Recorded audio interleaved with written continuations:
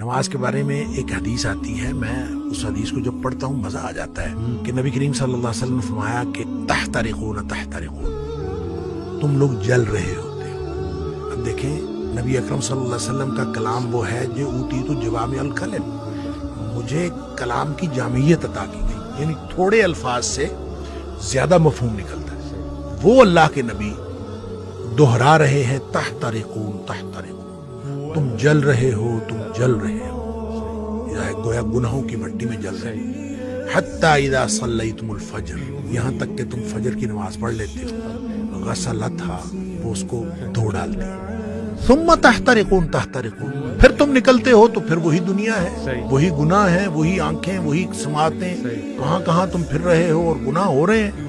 شکر ہے آگے ظہر کی نماز کا وقت آ جاتا ہے۔ حتی اذا صلیتم الظہر غسلتھا، تم ظہر کی نماز پڑھتے ہو، اس کو دھو ڈالتے ہیں۔ یہاں اسی طرح نبی پاک صلی اللہ علیہ وسلم نے پانچوں نمازوں کا ذکر کیا۔ ثم تحترقون تحترقون، پھر تم گناہوں کی مٹی میں جل رہے ہوتے ہو، آگے نماز آ جاتی ہے، غسلتھا، اس کو دھو ڈالتے ہیں۔ لیکن جب عشاء کی نماز کی بات کی نا تو آپ نے فرمایا کہ حتی اذا صلیتم العشاء غسلتھا، وہ اس کو دھو ڈالتی ہے۔ اس کے بعد آپ نے ثم تحترقون نہیں فرمایا، آپ نے فرمایا تو ثم تنامون، پھر تم سو جاتے ہو، پھر تم سو جاتے ہو۔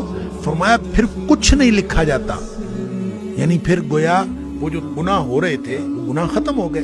سوئے ہوئے کے آدمی کا تو کچھ نہیں لکھا جاتا، سوئے ہوئے سے قلم اٹھا لیا جاتا، تمہارے اوپر کچھ نہیں لکھا جاتا حتی تستيقظوا، جب تک تم جاگ نہ جاؤ۔ اچھا اس کا مطلب یہ ہے کہ جو نہیں سویا عشاء کے بعد تو وہ تو تحترقون تحترقون ہو جائے گا۔ تو یہاں سے ایک بات، ایک مسئلہ نکلتا ہے کہ ہم جو